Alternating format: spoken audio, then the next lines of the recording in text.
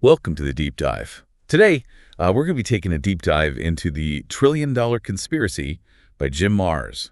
Oh, this book, it throws down the gauntlet, doesn't it? I mean, it argues America is becoming a zombie nation, a term we're going to explore in depth here, and suggests there's a link between all this debt and the decline of individual freedom. Okay, so let's unpack this zombie nation idea. Okay. Marrs starts by illustrating the sheer scale of the national debt. In 2008, it hit $10 trillion. Right. And then in 2009, it just exploded to almost $12 trillion. Yeah, he uses a pretty wild analogy to drive this point home. Okay. Imagine like $1 trillion bills and stack those up. That stack would stretch to the sun and back. Wow. That's It's crazy. That's mind-boggling. But Marrs is getting at something deeper here, right? It's not just about the astronomical numbers. Right. It's about what that debt represents. Exactly. He draws a parallel to what he calls zombie banks. Okay. Financial institutions essentially operating in a deficit. Mm-hmm. And then he applies this concept to the nation as a whole, suggesting that America itself is becoming a kind of zombie entity. And this is where the idea of debt slavery comes in. Yeah. Think about it. Are we truly free if we're constantly struggling with student loans or stuck in a cycle of, low-paying gigs just to make ends meet? Right. Marrs argues this kind of economic dependence traps people, limiting their choices and making them more susceptible to manipulation. It's a powerful argument, isn't it? This idea that economic hardship can erode individual agency and create a population that's more easily controlled. Now that we've laid out the author's concerns about the national debt, let's delve into one of the institutions he sees as playing a central role in this crisis. Oh, okay. The Federal Reserve. Okay. You might be wondering, Right. What exactly is the Fed, and why does the author view it with such suspicion? Let's break it down. Yeah. Marrs dives into some of the history here, pointing to concerns about the Fed that go way back. He even mentions a 1934 cartoon from the Chicago Tribune that shows Harvard and Columbia graduates literally shoveling money around. Oh, wow. Even back then, there were anxieties about government spending and economic control. It's interesting how some fears seem to transcend time, isn't it? Yeah. But Marrs doesn't just focus on historical anxieties. Right. He points to more recent events that fuel his suspicions, like the Fed's refusal to disclose details of his lending programs to Bloomberg News back in 2008. Yeah, that refusal to be transparent is a major sticking point for Marrs. Okay. He sees it as evidence that the Fed operates outside of proper oversight and accountability. And it's not like these concerns are coming from just anyone. Yeah. We're talking about Ron Paul, Right. a congressman who consistently pushed for audits of the Fed Right. and faced opposition from both sides of the aisle. That's right. The pushback Ron Paul received raises the question, does the Fed truly serve the best interests of the American people? Or does it operate to benefit a select few? Right. And this leads us to the broader and arguably more controversial theme that Marrs explores, the idea of a globalist agenda. Okay. This is where things get really interesting. Right. We're talking about a theory that a globalist elite is pulling the strings behind the scenes, Right. aiming to increase their power and control over the world, Yeah. largely through their financial influence. Right. Marrs cites Nick Rockefeller, who allegedly stated that the goal of globalists is to use their financial leverage to shape society. It's a bold claim. Yeah. It suggests a deliberate effort to concentrate power in the hands of a select group. It's one thing to theorize about these shadowy elites, but Marrs takes it a step further. Right. He brings in Catherine Austin Fitts, who claims to have witnessed this globalist influence firsthand during her time working in government in the 1990s. Okay. Fitts talks about a Washington-Wall Street partnership that she says was at the heart of the privatization wave of that decade. She even alleges that she saw trillions of dollars being shifted out of the U.S., potentially to benefit globalist interests in Asia and emerging markets. Fitts' account adds another layer to Marrs' argument, suggesting that these financial maneuvers aren't just random occurrences. There's a calculated plan behind them. And this brings us to another key piece of the puzzle: the role of the media in all of this. Okay. Marrs goes all in on the idea that the media is largely controlled by a small number of multinational corporations. Right. And he doesn't mince words. No. He believes these corporations use their media platforms to manipulate public opinion and shape the narratives that people accept as truth. Exactly. He even quotes Ted Turner. Oh, wow. the media mogul himself, who admitted that this concentration of media ownership is a dangerous thing. It's not just vague accusations, though. Yeah. Mars gets specific. He discusses incidents like President Bush's 2004 announcement about a foiled terror plot in Los Angeles, a story that was disputed by intelligence officials. So this kind of discrepancy Right. makes you wonder how much of what we see and hear in the news is actually being spun for political gain. It's a chilling thought, right? It is. This idea that we might be unknowingly consuming information that's been manipulated to serve someone else's agenda. And Mars doesn't stop at the media. Right. He turns his attention to the education system as well, Okay. arguing that it's failing to equip people with the critical thinking skills they need to navigate this complex landscape. He sees the rise of homeschooling as a direct response to this perceived failure of the education system. Okay. Parents are increasingly choosing to take their children's education into their own hands, Interesting. seeking alternative approaches that they believe will foster critical thinking and a more independent, discerning worldview. That's a fascinating trend. Yeah. It seems to reflect a growing distrust in traditional institutions. Yeah. But hold on. Okay. There's more. All right. Mars also takes aim at the pharmaceutical industry, arguing that it prioritizes profits over genuine health solutions. He points to the dramatic increase in direct-to-consumer drug advertising as evidence of this profit-driven mindset. Okay. These ads, he suggests, are designed to create a demand for medications, Got it. even when they may not be necessary or the best option for the individual. He also highlights the outrageous markups on some of these drugs. Oh, yeah. For example, he mentions Celebrex, which has a markup of over 21,000%, Wow. and Claritin with a markup of 30,000%. Oh, my goodness. It's enough to make your head spin, right? These numbers are pretty eye-popping, aren't they? They raise serious ethical questions about whether the pharmaceutical industry is exploiting the healthcare system for its own financial gain. It's definitely a lot to unpack, but we're just getting started. Next, we'll dive into Mars's claims about the erosion of freedom and the rise of the surveillance state.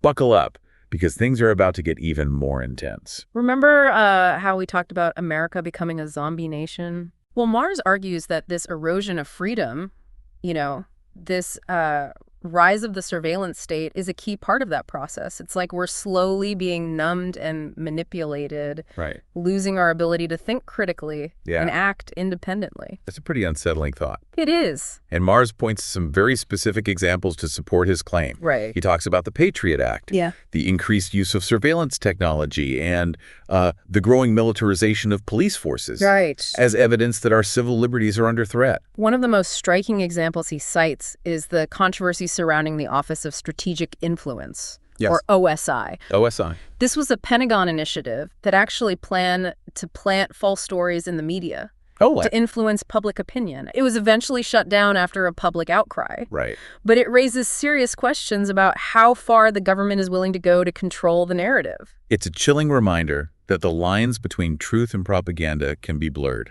Especially in a world where information flows so rapidly. Yeah. And it's not just about controlling the narrative. Right. It's also about restricting freedom of movement and expression. Okay. Mars brings up the case of photographer Mike McGinnis, Okay. who was arrested Wow. and even pushed to the ground for simply taking pictures near a security operation at a Denver hotel. Think about that for a moment.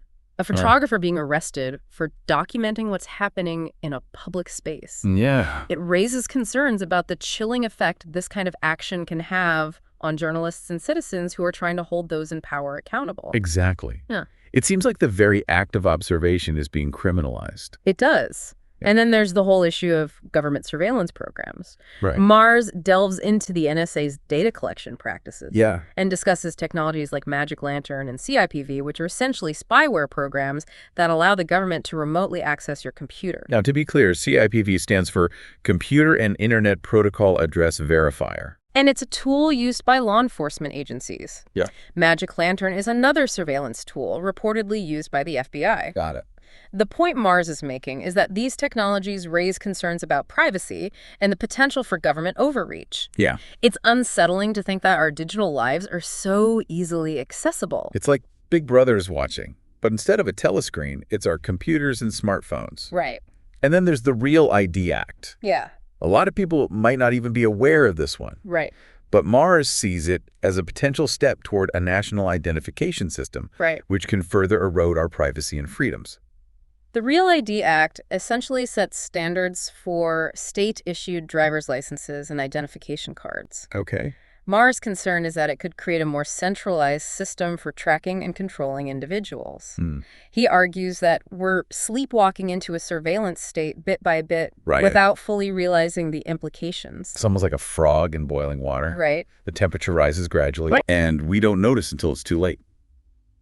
It's a pretty bleak picture he's painting. Yeah. But Mars isn't just about doom and gloom. Right. He does offer solutions. Okay. A way to push back against this perceived erosion of freedom. He calls for a return to individual liberty and responsibility, a rejection of what he sees as government overreach and corporate control. He's a big advocate for the 10th Amendment, which emphasizes state sovereignty as a counterbalance to federal power. That's right. He encourages individuals to take action, to reclaim their freedom through things like homeschooling, supporting alternative media sources, and becoming politically active. He even points to the surge in gun and ammunition sales as evidence that people are feeling increasingly vulnerable, wanting to protect themselves and their families. Mars sees that surge in gun sales as a sign that people are ready to defend their Second Amendment rights, to resist what they perceive as tyranny. That's right. It's a pretty stark perspective, and it certainly suggests a potential for conflict. It does. But is it a realistic one? Right. Can individuals really make a difference against these powerful forces? Mars seems to think so. Okay. He ends the book with a message of hope, emphasizing the power of individual action and the potential for creating a more just and equitable society. He argues that by reclaiming our individual sovereignty, by educating ourselves and engaging in critical thinking, by supporting each other and working together, we can create positive change. Absolutely. But he acknowledges that it's not going to be easy. No. It requires awareness, courage, and a willingness to challenge the status quo. It's a powerful message, for sure. It is. But before we get swept away by his call to action, I think it's important to step back and ask, is Mars' perspective the only way to interpret these events? Right. Are there other viewpoints we should be considering? Absolutely. It's crucial to remember that Mars is presenting a particular perspective. Right. And there are other interpretations of these events, other solutions to the challenges we face. For example, while Mars sees homeschooling as a solution, others might argue that strengthening public education is a more effective way to address the issues he raises. And while he emphasizes the importance of the Second Amendment, others might prioritize gun control as a way to reduce violence and create a safer society. Yeah. It's all about perspective, isn't it? Exactly. There's rarely a single right answer when it comes to complex societal issues. Right. What's important is that we engage in thoughtful dialogue. Consider different viewpoints and weigh the evidence before forming our own conclusions. So as we wrap up this part of our deep dive into the trillion-dollar conspiracy, what's the key takeaway you want to leave our listener with?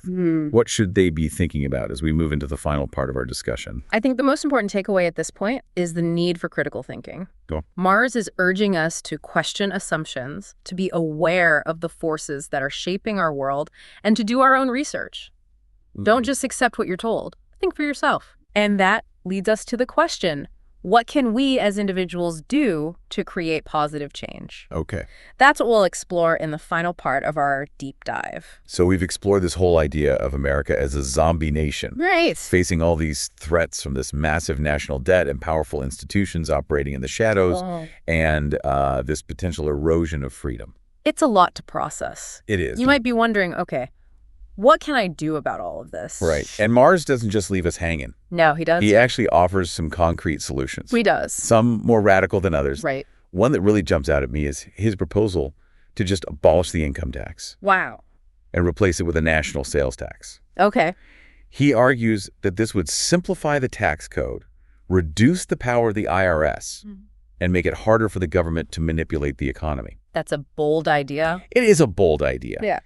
He also suggests limiting the terms of Supreme Court justices to 12 years to prevent what he sees as stagnation and outdated thinking. And get this, he even proposes prohibiting anyone who's a member of certain organizations, like the Council on Foreign Relations or the Trilateral Commission, from holding public office. Now, that's a controversial one. It is. It speaks to Mars' deep suspicion of these organizations, which he views as having undue influence on government policy. Right. He believes that true public servants should be accountable to the people, not to what he calls shadowy elites. So Mars is clearly aiming for a major shakeup of the system. Yeah. But he also offers some more down-to-earth suggestions, like encouraging people to invest in gold and silver as a hedge against inflation and economic uncertainty. Yeah, makes sense. He also advocates for alternative currencies and bartering systems, Interesting. seeing these as ways to reduce dependence on traditional banks. These ideas resonate with the theme of self-reliance and community empowerment that runs throughout the book. It's about taking control of your own finances, finding ways to support each other outside of established systems, and building resilience in the face of potential economic upheaval. There's also a strong emphasis on connecting with nature, growing your own food, reducing consumption, and becoming more self-sufficient. It's almost like a back-to-basics approach.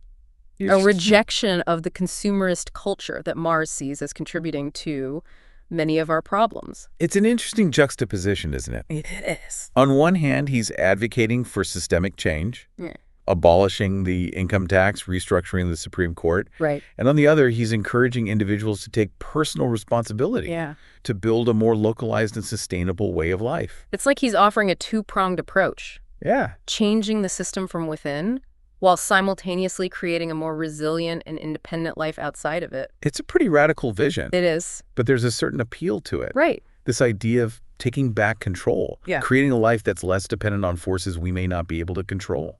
I think that's a key part of what makes this book so compelling. I agree. Even if you don't agree with all of Mars' conclusions, it forces you to confront some uncomfortable truths about the world we live in, to think critically about the systems that govern our lives, and to ask yourself, is this really working for me? That's a great question. It is. Yes. As we wrap up this deep dive into the trillion-dollar conspiracy, what's the final thought you'd like to leave our listener with? Well, I think the most important message to take away is the importance of awareness, critical thinking, and active citizenship. Whether you agree with Mars or not. His book is a reminder that we shouldn't just passively accept the narratives we're given. We need to question, to research, to engage with the world around us, and to be active participants in shaping our own destinies. Don't be a zombie. Be informed, be engaged, and be a force for positive change. Well said. Thanks for joining me on this deep dive. It's been a pleasure. It's been quite a journey, and I hope it's left you with some food for thought.